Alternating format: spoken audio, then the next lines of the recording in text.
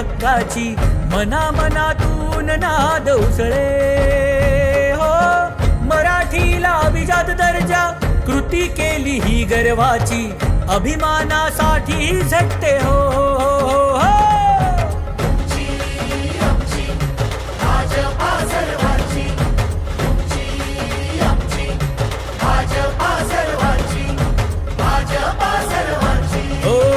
जनकल्याणार्थ आखले समान धोरण, जाती भेदाचे ना कधी केले राजकारण, समाजात बांधले हो समतेचे तोरण.